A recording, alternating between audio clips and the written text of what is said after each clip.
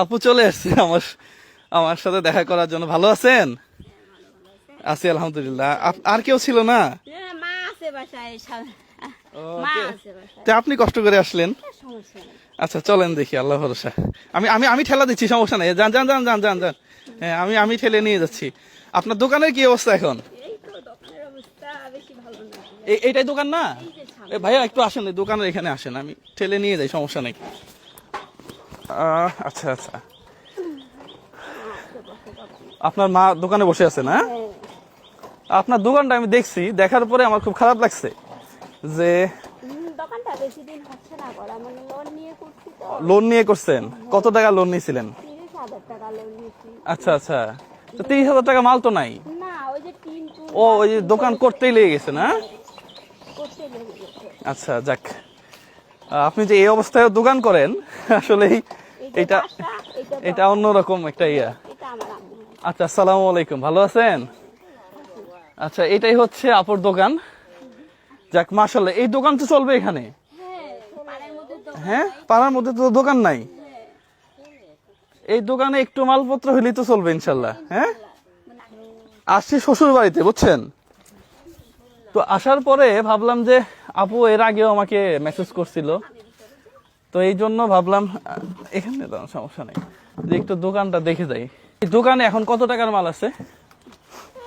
আনুমানিক কত টাকা হবে? হ্যাঁ বেশি না, বলেন তো, কত টাকার মাল আছে এখন? এই যে 5,000 টাকা হবে। 5,000 টাকার মাল আছে এখন, তাই না? হ্যাঁ, আচ্ছা, বিক্রি হয়েছে। বিক্রি হয়েছে।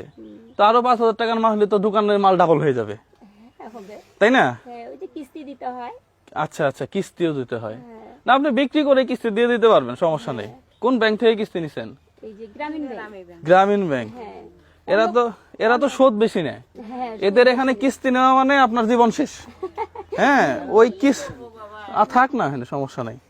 গ্রামীণ ব্যাংকে কিস্তি নিলে এই দোকানে কয় টাকা লাভ হবে? ওর তো নাই। ওর এই কিস্তি দিতেই দেখবেন যে আপনার জীবন শেষ। হ্যাঁ, ওই মানবতার নামে অসংখ্য গ্রামীণ মানুষকে, সহজ সরল মানুষে ফকির করছে এই এই এই ধরনের ব্যাংক আর কি। হ্যাঁ, ওই গ্রামীণ সিম তো ওদেরই না, গ্রামীণ ব্যাংকেরই, মানে ওদেরই তো শাখা একটা।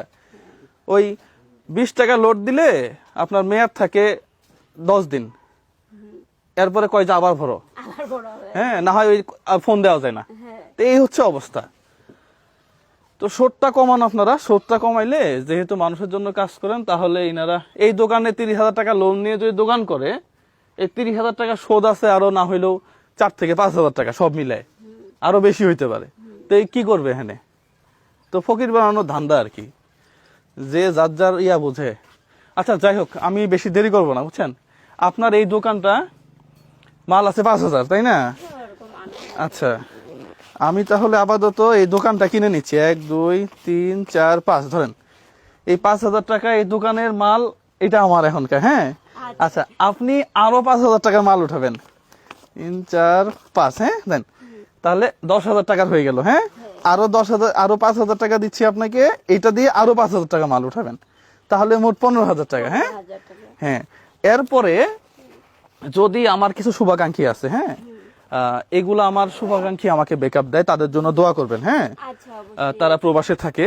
তো এই দোকান দেখার পরে যদি কোনো শুভাকাঙ্ক্ষী আবার আমাকে নক করে, তাহলে ওই টাকাগুলো আমি আপনাকে বিকাশে দিয়ে দিব আর কি। আমি নর্মালি বিকাশ নাম্বার, রকেট নাম্বার এগুলা দেই না, হ্যাঁ, বুঝছেন, এগুলো আমি পছন্দ করি না আর কি। হ্যাঁ, আমি কাউকে কখনো ছোট করতে পছন্দ করি না। অবশ্যই। তো প্রত্যেকটা মানুষের সম্মান আছে, এটা আমি চিন্তা করি। ওই ইয়াতে আপনার সীতাকুণ্ডতে এক ভাইয়ের দোকান ভেঙে গেছিল, তো আমি 10,000 টাকা দিয়ে আসছিলাম, আরেক প্রবাসী ভাই উনি আবার 10,000 টাকা পাঠাইছে, আমি আবার বিকাশে ওনাকে দিয়ে দিছি আর কি। যদি কেউ সাপোর্ট দেয় তাহলে আমি দিয়ে দিব, না হইলে তো নাই। আপাতত এই 15,000 টাকা দিয়ে আপনি আপনার এই দোকানটারে, আমার মনে হয় যে এই 15,000 টাকা যদি আপনি মাল উঠান, তাহলে আপনার দোকানে ভালো বিক্রি হবে ইনশাল্লাহ। ইনশাআল্লাহ। হবে না? হ্যাঁ, বিক্রি হবে। ইনশাল্লাহ হবে। হ্যাঁ, আমি নাস্তা করবো না। না না না, নাস্তা আমি একটু তৈরি করছি। কেন করতে গেলেন এগুলা? হ্যাঁ, আমার মেয়েটার জন্য আমি আমার দোকানটা ভাইয়া খুব কষ্ট, আমার ওই যে বাসা, মানে ঘরের সঙ্গে দোকানটা করতে চাচ্ছি।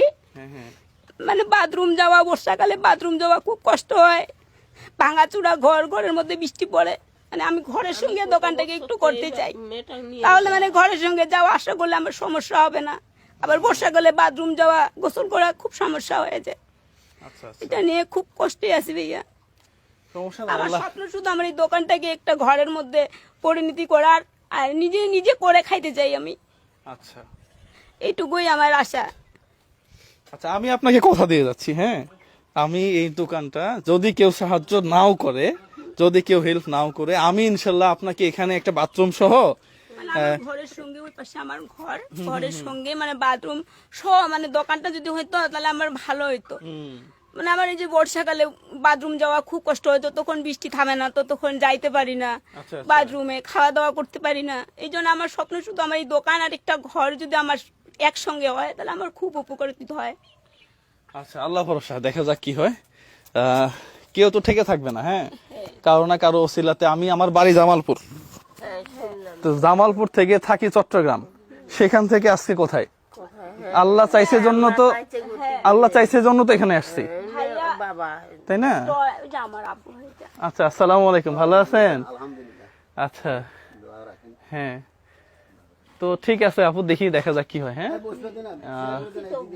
সবাই ভালো থাকবেন, যারা এই ধরনের কাজ করেন, মানবিক কাজ, টুকটাক কথা পিছনে থাকবে, এরপরও আপনাকে কাজ চালায় যেতে হবে। এই যে আপুটা এই দোকানটা, সে কখনো চিন্তা করে নাই যে আমার মতো একজন লোক এসে এখানে 15,000 টাকা দিয়ে দোকানটা আর একটু সুন্দর করে দিবে।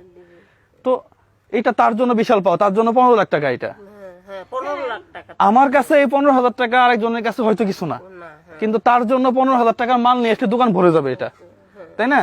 তা এবং কি গ্রামের মধ্যে এই দোকানটা খুব ভালো চলবে। একজন প্রতিবন্ধী, আমরা প্রতিবন্ধী মানে চিন্তা করি যে রাস্তায় ভিক্ষা করতে হবে, এদিকে অনেকেই করে কিন্তু এটা, সেটা আমি চাই না ওটা করতে। সেটা না করে আপু যে দোকান করতেছে, এটা আসলেই প্রশংসনীয়। আর আমাকে যারা মেসেজ দেন চিকিৎসার জন্য, আমি চিকিৎসার জন্য সাহায্য করি না, হ্যাঁ ওইটার জন্য অন্য লোক আছে, তাদেরকে বলবেন। এবং আমি স্বচক্ষে দেখা ছাড়াও কিছু করি না। আমি তো চাইলে অন্যভাবে দিতে পারতাম, কিন্তু আমি একেবারে দেখে শুনে এরপরে করি আর কি, জিনিসটা সত্য কিনা, জিনিসটা টাকাটা কোথায় যাইতেছে। হ্যাঁ তো সবার জন্য শুভকামনা, সবাই সাপোর্ট দেন, হ্যাঁ সাপোর্ট দেন, সবাই ভিডিওগুলো শেয়ার করেন। আপনার এলাকায় এই যে দোকানটা, এটা পাশের একজন, অনেকেই আছে না ধনী মানুষ, 15-20 হাজার টাকা দিয়ে দোকানটা করে দিতে পারতো না, কিন্তু কেউ দিবে না। ঠিক আছে, আমরা মানুষ নামে অমানুষ হয়ে গেছি। তো যাই হোক, ভালো থাকেন সবাই, সুস্থ থাকেন। আসসালামু আলাইকুম ওয়া রাহমাতুল্লাহ।